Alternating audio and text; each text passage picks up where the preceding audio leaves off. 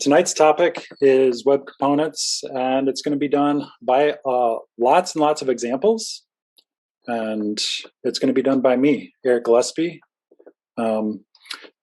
If you want to follow along on your own computer, the URL for this slideshow is right here, egillespie.github.io/web-component-intro. And if we get to the end and we want to dig into how I made this slideshow with the web components, feel free. Okay. All right, so I am Erik. My pronouns are he, him, or they, them. And if you have any questions about this or Lansing codes or anything at all that I might be able to help you with, you can email me at erik.gillespie@gmail.com. Mention a little bit about Lansing codes. So I'm an organizer for some of the events and also pay some of the bills. And I also volunteer at Lansing Makers Network, which is very similar. They're a little bit more like physical kinds of making sorts of things instead of software, but there's also software sorts of things. If you're ever curious about blacksmithing, woodworking, or anything like that, jewelry making, laser cutting, 3D printing, they have a space that is huge, and it's a lot easier to get in there than investing in all of those sorts of things with your own money. I also teach web development at MSU in the Com Arts, and I homeschool my kiddo as well. So, hobbies, I am a huge fan of board games, and I love a good book. Right now, I am playing a game called Role Player, and reading, let's see, the fourth book in the Wayfarer series by Becky Chambers. It's called The Galaxy and the Ground Within. And it's a pretty interesting exploration of like peaceful encounters in space and people really working together. I'm enjoying it.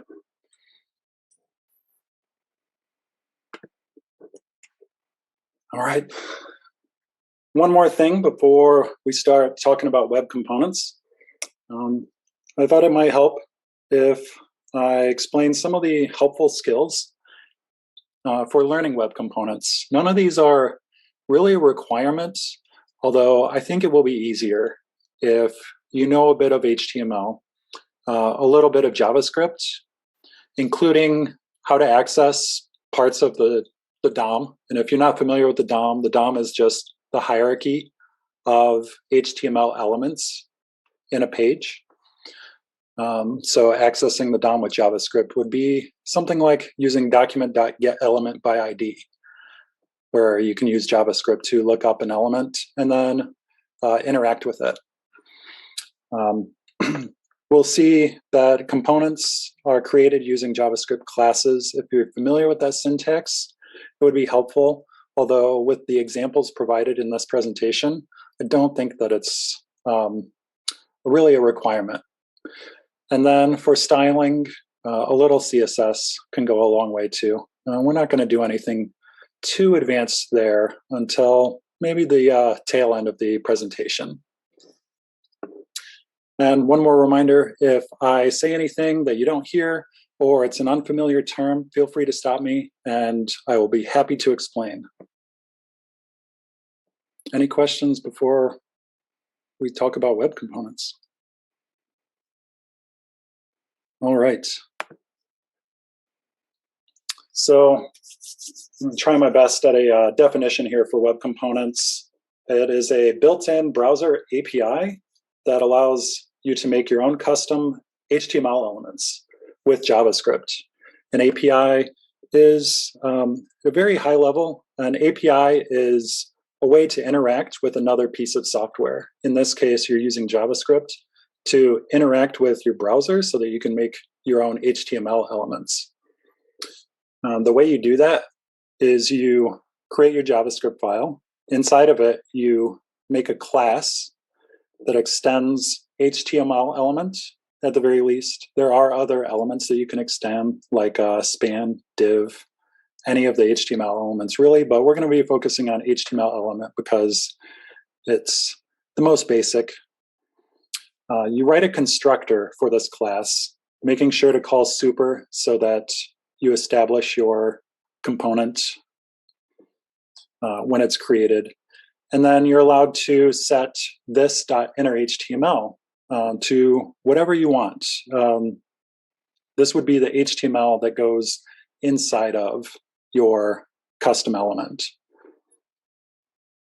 After you create your class, make sure you call custom elements.define and then provide two arguments. One is a string that is the name of the tag.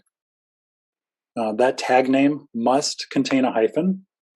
It actually took me probably about a week before I figured this out. I was doing it by accident.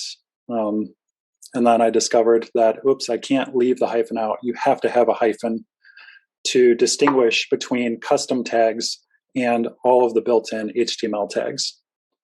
The second argument is the name of your class. And then when you use your tag in HTML, you have to be sure to use the open and close tags. So currently, it looks like there's inconsistent support for self-closing tags that are created using the Web Component API. So here's our first example. We have a class definition. We name it page title, and it extends HTML element. We use the constructor to call the constructor of HTML element, and then we set the inner HTML of our element to have a paragraph tag, and then within that paragraph tag, we show document title, which is actually the title, the contents of the title tag in your HTML page. So what this custom component, this web component is going to do is it's going to put the title of the page rendered on the page wherever you use this tag. And in the example, I have named the tag page title. In HTML, we use it just like we use any other element, just by name. It doesn't take any attributes. And then we have to have that closing tag. We can put it in H2s. We can apply styles the way that we've written this right now. And if we apply CSS to this, such as a background and setting the text to color white, that will actually work. It will actually inherit and apply those styles. If we write a style that styles paragraphs as well and make them all underline, then we can see that the paragraph that we use inside of our custom element is going to be underlined. So taking a step back here, we styled this one to be the color red. Everything else, the color white is inherited, and the underline are all applied to our elements.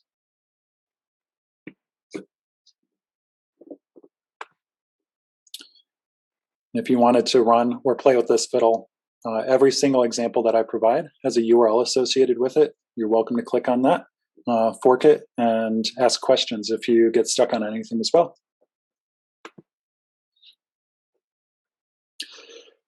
The next concept in web components is kind of a big one. It's also a little confusing, and we're going to see why it can be confusing a little later on. But what a shadow DOM is a way that you can tell a web component to establish its own document object model. Basically, each of your elements is sort of treated like its own separate page where it has a hierarchy of elements, and things like ID attributes that you might use in your component get their own unique constraints. So if you're unfamiliar, within an HTML page, every element that you use has to have a unique ID if you put an ID on it. For web components, when you use the shadow DOM, then all of the elements within your shadow DOM have to be unique, but it means that you can set an ID to a value and then reuse that component.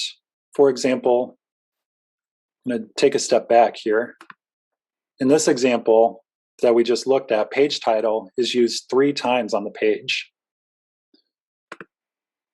If in the JavaScript here, I put an ID attribute on the paragraph and set it to the value ID equals title, in an HTML page, that would be invalid to have 3 IDs with the same value. However, with a shadow DOM, each use of the custom element gets its own DOM, and so each of those 3 cases where we're setting ID to title does not violate any kind of unique constraints.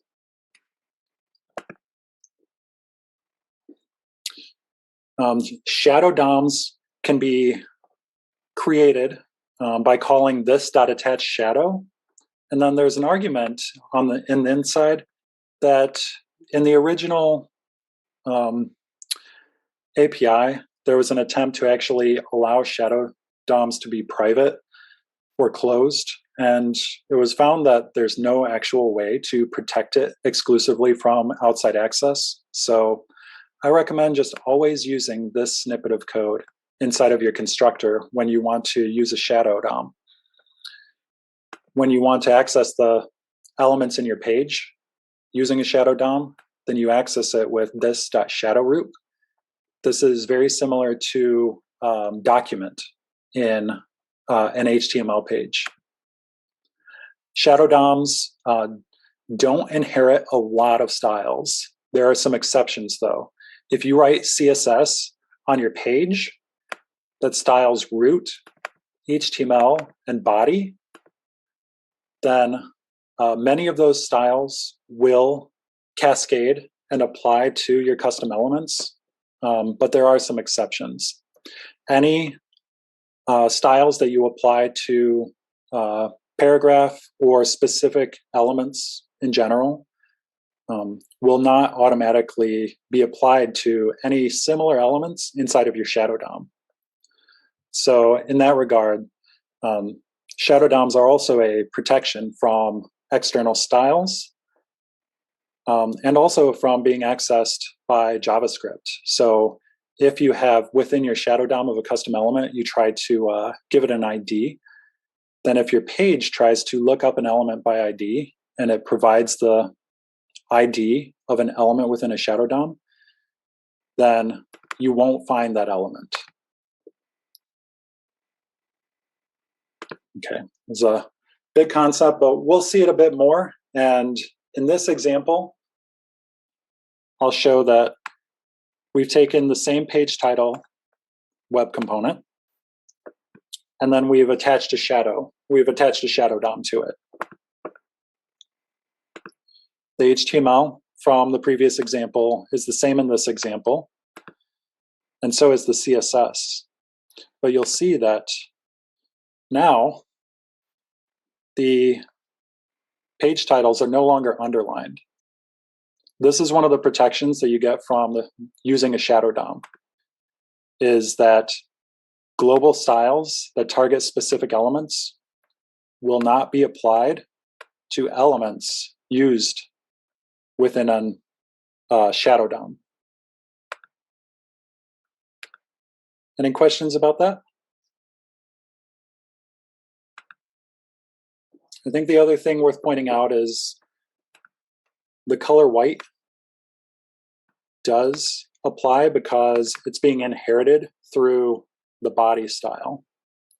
So if you apply styles to HTML or body, they will be inherited just like they would by elements on the page.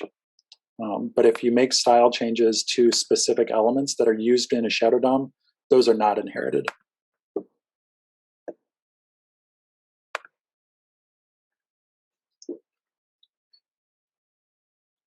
It is also possible to write a custom element that has attributes. And within your class, you can use this.get attribute, this.set attribute, and this.remove attribute to read, add, modify, or remove or clear out attributes on your web component.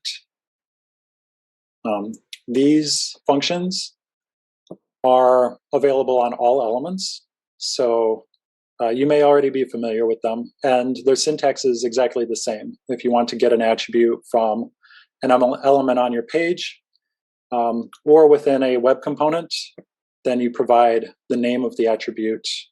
In set attribute, you provide two arguments, the name of the attribute and the value you want to set that attribute to.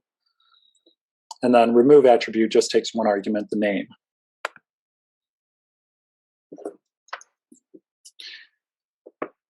In this example, I want to first point out I'm not using the shadow DOM in this example because the results here are radio buttons and they're grouped together. If you use a shadow DOM, then each of these elements would be independent of the others, and so they would all be selectable at the same time. So the radio grouping doesn't work with a shadow DOM. That's one of the things it's not exactly a gotcha, but without having the experience of using a shadow DOM and understanding some of the implications of how it is protecting elements, then it can be a little tricky to understand why you can't do something like create radio groupings within a shadow DOM like this. But here, we are creating a custom element named radio input, and it's creating a div that has a pairing of an input of type radio with a name and value and a label that will be visible next to the radio button. The way we get those values from it are using get attribute. So we look up the elements by name. The attribute names that we're using are name, value, and label. And if you're unfamiliar with this syntax, this is a shorthand way to set default values. So if there is no name attribute on the element, then it will set the name to an empty string. Similarly, value will have an empty string as a default value, and then label will default to whatever the value is.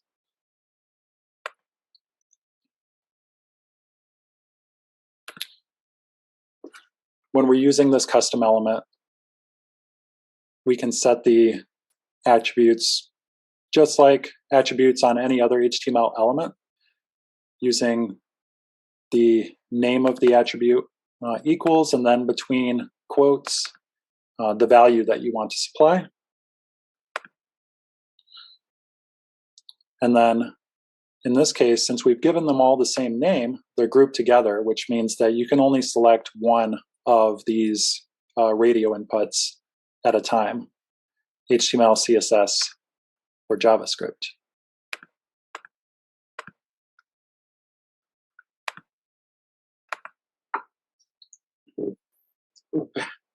In addition to being able to access attributes, web components also provide a way that you can actually handle when an attribute changes. So if you have JavaScript running on your page that dynamically changes the value of an attribute, then if your custom element wants to respond to that change, there are two things you have to do. One is write a function that has this signature: static get observed attributes, no arguments, and then the contents of this function will return an array of attributes that the browser will watch. And if any of those named attributes changes, then the browser will automatically call a function that has the name attribute changed callback, and it will pass 3 arguments to that function: the name of the attribute, the old value of that attribute and the new value of the attribute. That means that in order to handle changes on 3 different attributes, your observed attributes has to return an array of 3 strings that are the names of those 3 attributes. And your attribute change callback has to use a conditional. So you'll have to use an if, else, or a switch statement in order to identify which attribute changed and then run the appropriate code to handle changes to the attribute. And then I guess a tip for when you're actually managing attribute changes is try to minimize the number of changes that you make to the HTML in your shadow DOM or within your element so that your elements don't flicker on the screen. If you re-render the whole component when only one attribute changed, then sometimes that can be visible. It can be noticeable visually. And if you're using any elements that broadcast information using a screen reader, then the screen reader will announce those changes as well. Maybe even repeat all of the re-rendering of the custom elements. So I highly recommend that when an attribute changes, if you have to make any content changes to your component, make the smallest number of changes that you can. And I'll show an example of how to do that. This is our radio input example again. In this case, I want to handle changes to all 3 of the attributes. So I have my static get observed attributes function that returns the array of the 3 attribute names. And then in my attribute change callback, I have an if-else chain here. If the attribute name is name, then I use a query selector to look up the input, the radio button itself, and change the name to the new value. If the value changes, then I get the new value and I generate a new ID, look up the input, and then set the new ID and value attributes. Doing this instead of rewriting all of this HTML to avoid unnecessary re-rendering of the component. And then similarly, when the label changes, I look up the label element within my custom element, and then I change the text content to be the new value of the label.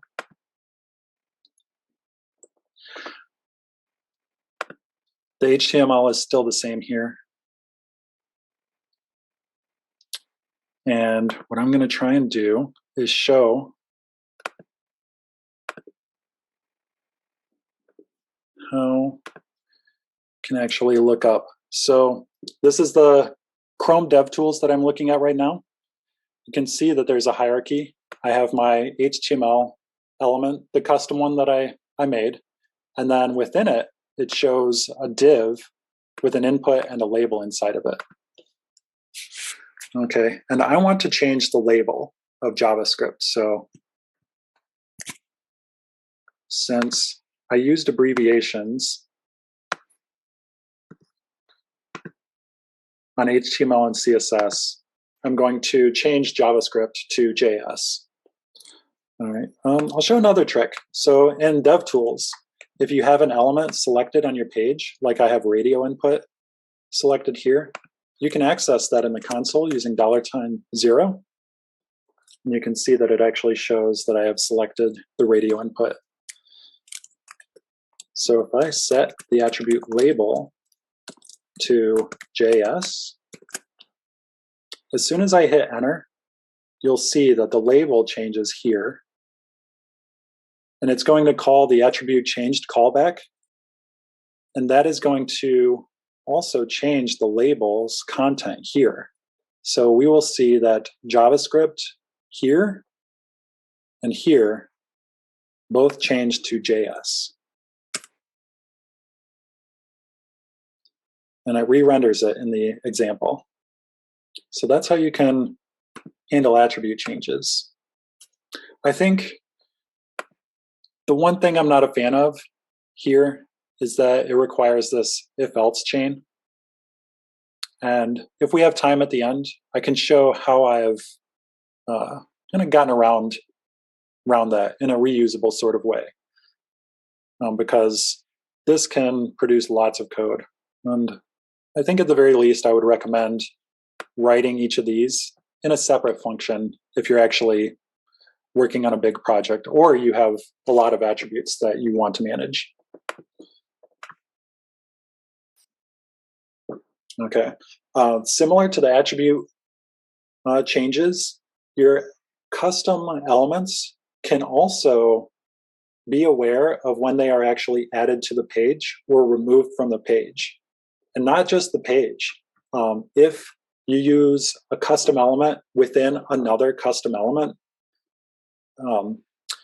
the element can be notified when it's been added to any DOM or removed. I've found that it's not very common to need these functions. However, in practice, there have been cases where, for example, I need to capture a key press. And in order to capture a key press effectively on a web page, you want to add an event listener to the window, not just a specific element, so that you don't have to rely on focus on a specific part of your page. And when a component is removed from a DOM, the browser will automatically remove all of the event listeners attached to that element. But if you add an event listener to a window or an element that is not inside of your shadow DOM or within your custom element, the browser will not automatically remove those event listeners, which means that you can run into this situation where if you do have a key down event listener, for example, and you're not using connected and disconnected callbacks to remove that event listener, it means that you could be adding dozens of event listeners each time you add one of your custom elements to a page.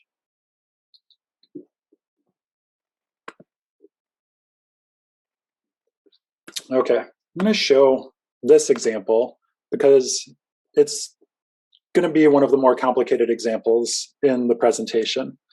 I have a text box, a list, and a tally of the number of games in the collection here. So let's say I just got Pandemic, Ticket to Ride.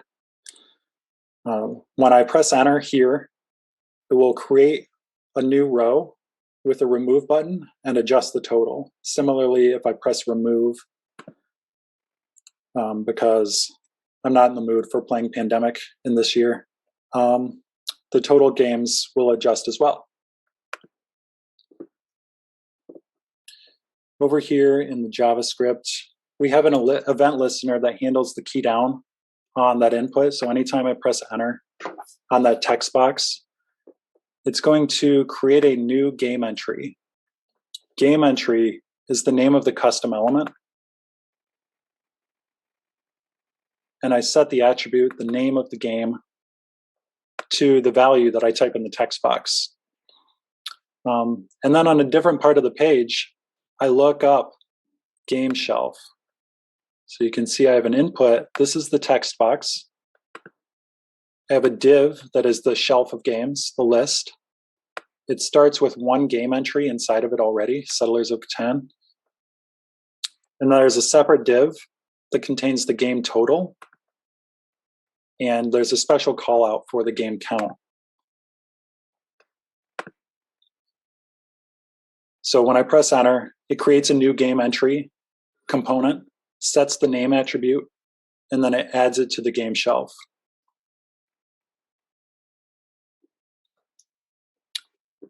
The game shelf has some event listeners, game add and game remove. These are custom events. And I apologize for this being such a complicated example. I was really reaching for a minimalist sort of example that can demonstrate why you might need to know when an element is attached or removed from the page. And this was what I came up with. So the game shelf is listening for game add and game remove events. These are going to be custom events that the game entry class broadcasts whenever a game is added or removed. And all this does is it looks up the game count, and then it either adds 1 to the value or subtracts 1 from the value. I have a question. Yeah. Okay. Is this the only way to get around like not having like an HTML loop? Because I know like Vue and React and a lot of these other frameworks have like some kind of like HTML loop. Like React uses like V4. You know what I'm saying? Yeah. Is this kind of the only way to really get around it? It's not the only way. Okay. This is a bit of a contrived example, and I think in a real website where I wanted to manage a list of games, I wouldn't use this approach of using the custom events.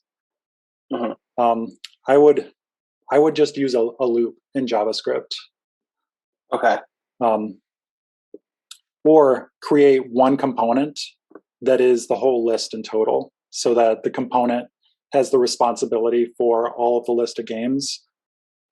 And by managing that list of games, it will be able to do a for loop and render each of them, similar to like a V4 in Vue.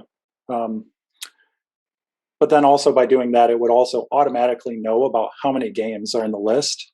So it wouldn't have to do some of these extra steps that I had to do in order to make this example. Okay. Thank you. And yeah, thanks for the question. This is sort of a complicated example in order to demonstrate more complicated scenarios that don't come up too often, but when they do come up, it's really helpful to know that these functions exist. Some of them, like if you don't know what to search for, you kind of have to start picking through reference material, and there's a lot of it on web components, and so this is just a shortcut to knowing that connected callback and disconnected callback are things. Okay. So in the game entry element, we attach a shadow DOM, we get the attribute, and then we use that to actually add the remove button and a span that contains the name of the game. And then we add an event listener to the button that will call remove from this function whenever someone wants to take an element out. The connected callback here is going to broadcast an event, a new custom event called game add, to the parent of this element to notify it that the list of games has just gotten bigger. And similarly, if an element is removed, then it's going to broadcast to the parent that the game has been removed. Since shelf, game shelf, is not actually part of this HTML within our shadow DOM, this is why we have to use connected callback and disconnected callback. Because if we don't, then the event handlers get out of sync, and there would be no way for the game shelf to know, short of doing a timeout or some kind of polling, in order to find out if new elements have been added. And then we see some similar stuff too. We're still watching to see if any of the name attributes have changed.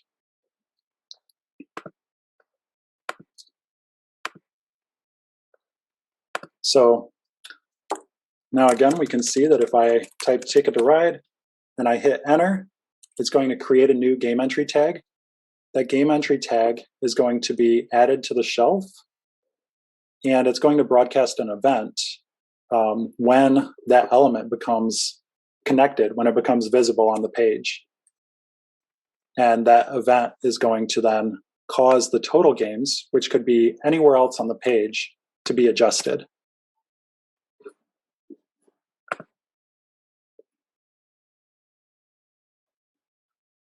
Okay.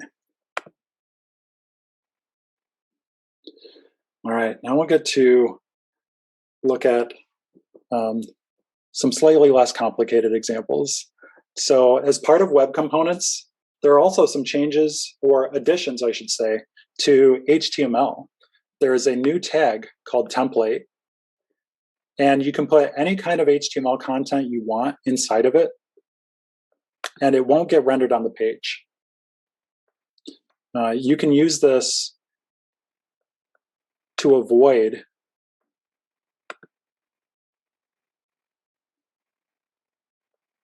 this sort of thing, where you're writing HTML inside of your JavaScript.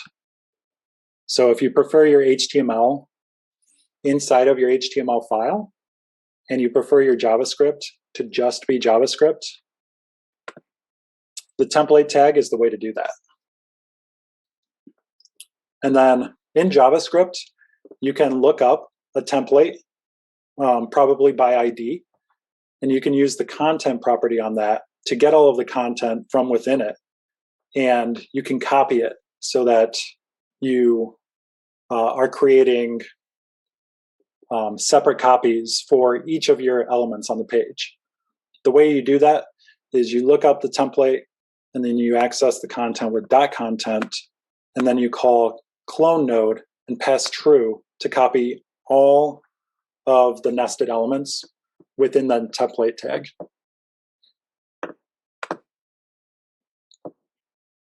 Okay, so in the previous example, we had a string that contained the template. It had a div, it had a button, and it had a span. Here, the JavaScript is looking up an element by ID, and then it's appending the content of that template tag to the shadow DOM.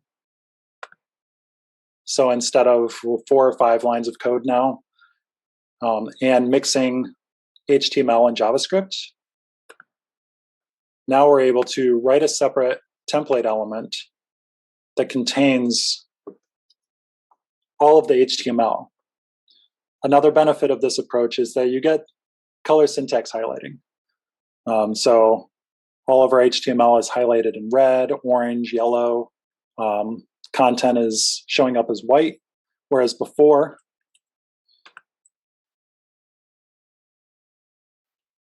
all we got was a bunch of yellow, and wherever we used template literals to fill in values. Okay, there is the question of how are we setting the content of the span, though? Okay.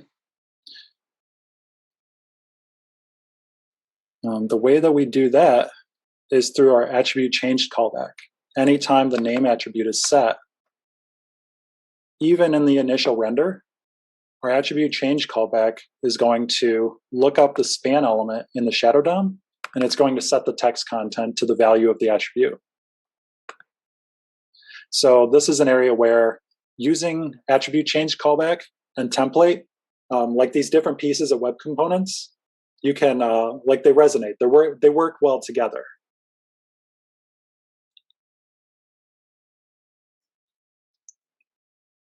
And then the results work just the same.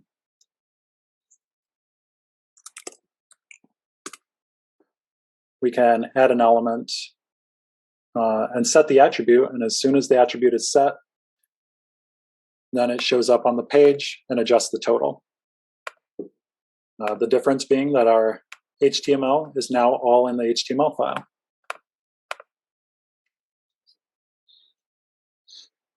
There's one other piece, and for those of you who've used React or Vue, then this terminology may be familiar. Web components have a concept called slots. This is a way that you can actually give names to different pieces of the content of one of your web components. And web components also will automatically sync up if any of the slot content changes. So in a React, Vue, or Angular there's this concept of data binding. And if a value changes, then it can automatically be reflected on the page without you having to write any code. Slots give you a little bit of the same effect. It's not quite the same, but it's similar. And it allows you to pass content through from your HTML page to different locations within your web component. So the way that you use this is you, in your web component's HTML template, you can create a slot tag and give it a name. Any content that goes inside of the slot will be the default values, the default content that appears in your web component. And if anyone provides HTML elements on the inside of your custom element that have a matching name, then the browser will automatically swap out the slot tag with whatever HTML has the matching slot name in the when your custom element is used.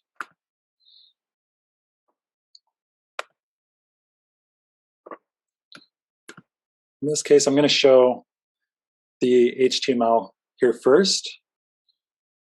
So now we have a slot where the name of the game goes instead of leaving it blank. And I call it name.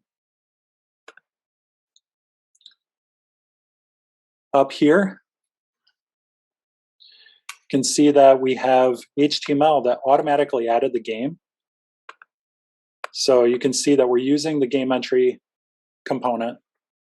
And then on the inside of that game entry tag is a span that has a slot with the name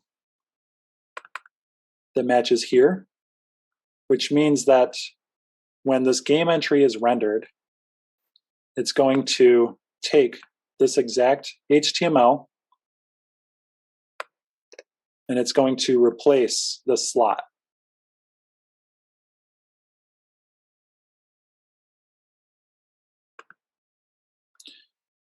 In the JavaScript, when we create new game entries, when we press the Enter key, I'm doing something similar. I create a game entry tag with JavaScript, and then I set the inner HTML to a span that has the slot name.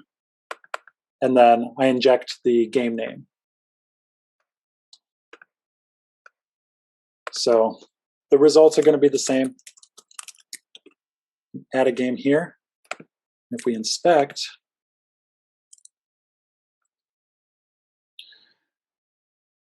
you can see that here within the shadow, or within the element, there's the span. And when I move my mouse over it, it actually highlights the actual text on the page. And if I expand the shadow root, you can see that we have the slot here.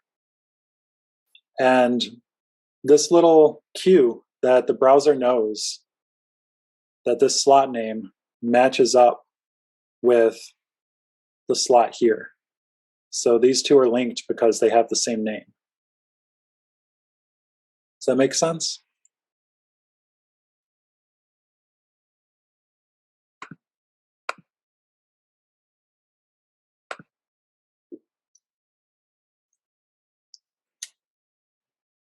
Okay. All right. So we kind of talked about how if you use a shadow DOM, that you can't use page level styles to apply CSS to custom elements. So that begs the question, how do you actually style a custom web component?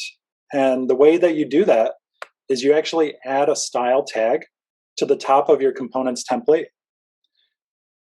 So all web components are effectively self-styling. There are ways you could, if you wanted to, link to an external style sheet. However, I recommend avoiding that because Downloading a CSS file takes time, and it can cause your components to either take longer to render while the style sheet is downloading, or it can cause flickering.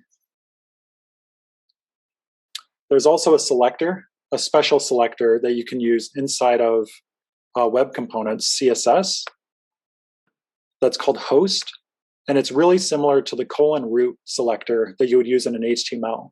And you would use this to change default styles of the component. Like if you wanted to change whether your element was a block element or an inline element, and other default styles that would cascade down into the rest of the content of your component. So this is our original example. It's the page title. Now it has a style attribute. And we use the host selector to make sure that it appears as inline block and uses a sans serif font by default. And then for any paragraph elements that exist inside of our component, they will be underlined and they will be made bold.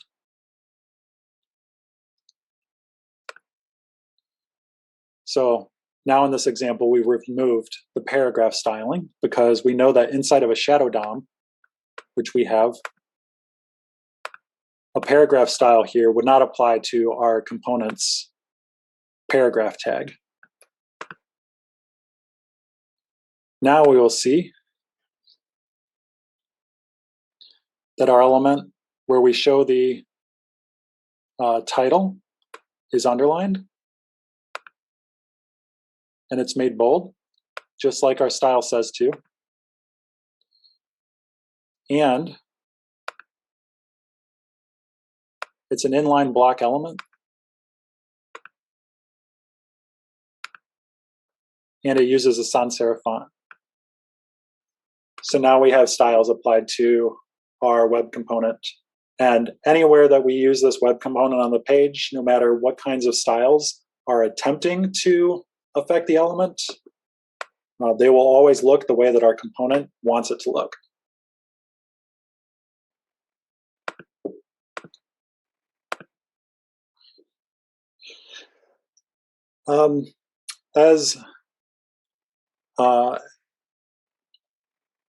When you're working with elements in JavaScript, I have a recommendation for using accessor methods. That is like writing getters and setters for all of your attributes, so that it's easier to actually use JavaScript to change the attribute values of your web components without having to call this.getAttribute or this.setAttribute, because the syntax is pretty long. And it's much easier to just call .name equals or .label equals in order to make the changes. So then you can encapsulate this attribute change functionality.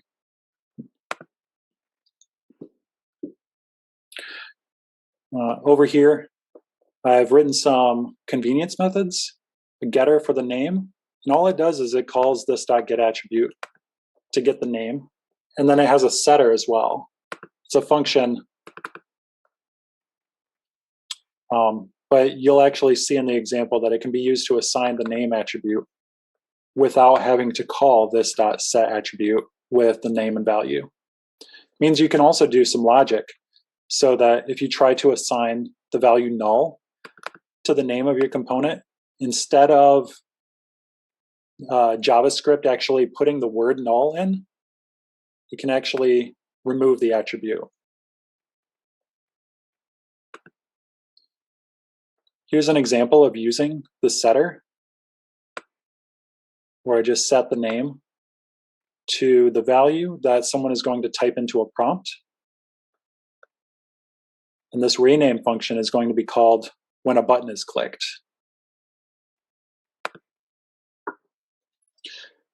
So now the component has the ability to rename. I click this, the rename function allows me to type in a new name. When I click OK, then it calls this dot name equals, and then it passes whatever value was typed into the prompt. This, in turn, is going to call this set name function. And then it's going to do this little bit of logic. So this is more of a convenience sort of thing.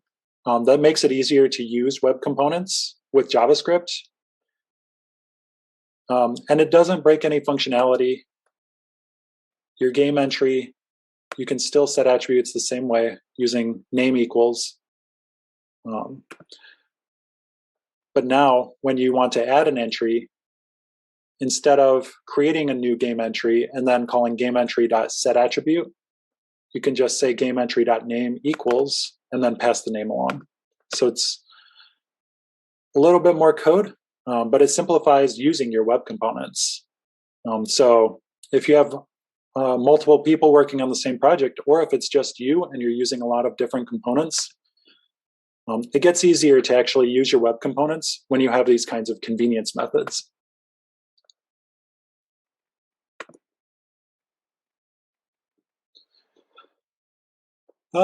And so now I'm going to do a little bit of a take backsy. So I mentioned that shadow DOMs prevent you from applying styles from your page onto different elements within your component. And there's actually a way that you can allow that to happen. And it's called parts. There's a part attribute that you can use on elements inside of a web component template. You use it similar to a class where you can just provide a list of words separated by spaces, and it exposes all of those elements to be styled by external style sheets. Those external style sheets, though, they have to use a special syntax. They have to use the name of your tag, and then they have to use the pseudo selector named : part, and then provide the name of a part that you want to style.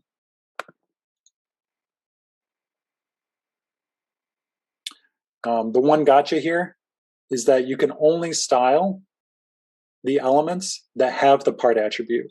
You can't style child elements. The shadow DOM only allows you to style elements that the web component says you can style.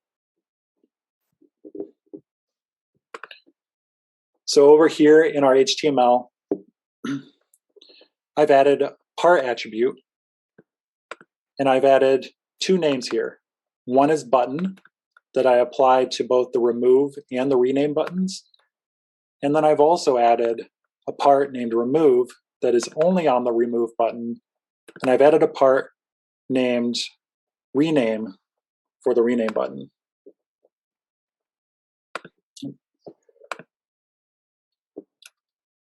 In our CSS,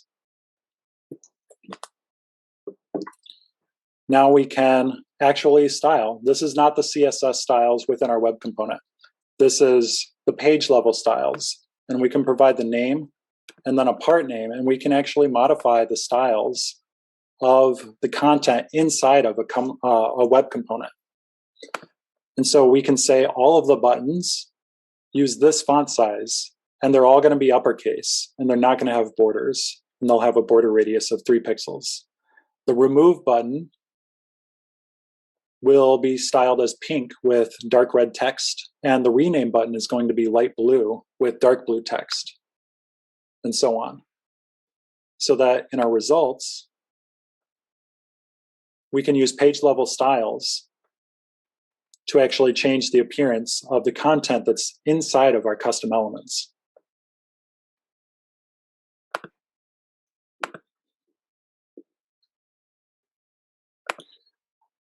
This is a tip that is not really part of web components, but it makes loading web components and a lot of other JavaScript easier. And that is using ES modules.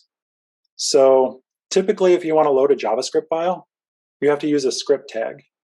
And then for every single JavaScript file that your page wants to use, you have to have separate script tags, because until this system existed, there was not a convenient way to actually load one JavaScript file from a different JavaScript file. ES modules changes that. And the way that you can do that is I recommend changing your JavaScript to use the .mjs extension. Lots of editors will see this extension and add appropriate syntax highlighting. Inside of your JavaScript file, you can use the export default before a class keyword to export a web component. And inside of JavaScript, you can also load other JavaScript files by using the import keyword. So you can say import the name of a component from, and then the name of a different MJS or JavaScript file. And then in HTML, all you need to do is in your JavaScript, add the type equals module. And that'll tell the browser to actually start looking for exports and manage imports by downloading them. This is an area where Fiddle doesn't really do a great job. So I provided some screenshots here and a link to an example on GitHub. So over here on the HTML, you can see that I have a script where my page title web component is located. I've added the type equals module. And I've also added, this is a little bonus, a link that will preload this JavaScript file. So this can improve page rendering performance, but it's entirely optional. This is really all you need to load JavaScript modules. And then over here in the JavaScript file, which is named pagetitle.mjs, we say export default class page title. And these are the only changes that are needed in order to allow JavaScript to be able to access other JavaScript files.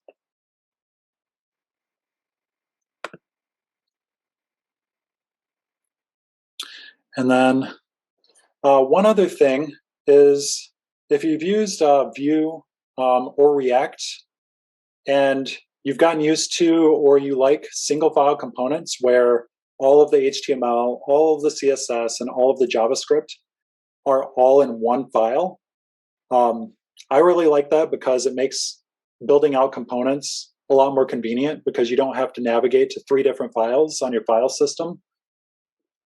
However, it has the downside that by default, a lot of code editors don't syntax highlight the content of strings. And if you're not using the template tag in HTML, then you don't get the syntax highlighting there as either. So to get around that, a mentee of mine actually found that there are a couple of extensions. For VS Code, you can install the ES6 string HTML extension, or in Atom, you can install the language Babel.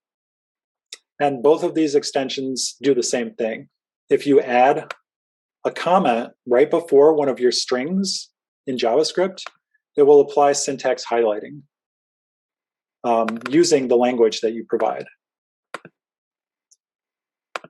The result here is that by adding the HTML comment before the string, you can get syntax highlighting now for all of the CSS and all of the HTML,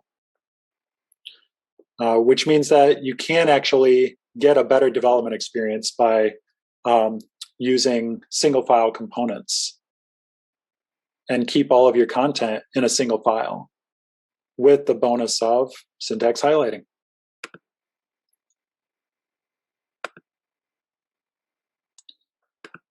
All right.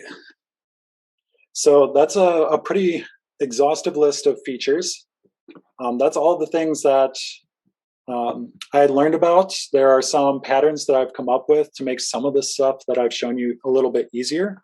But before we decide whether we want to jump into those or not, does anyone have any questions? Yeah, I have one. So how does is there a way to pass data between components, like events going up, parent tree, and then what attributes and properties going down? Is that pretty much how you do it? There's The best way that I've found to pass information is to use the custom events, similar to the game shelf example, where I was broadcasting the game add and game remove events. It doesn't have the same restrictions, though, as React or Vue, where it's one direction. Mm-hmm. It uses the browser's built-in event listening system. So there is the broadcasting out of an event from an element up all the way to the root of the page.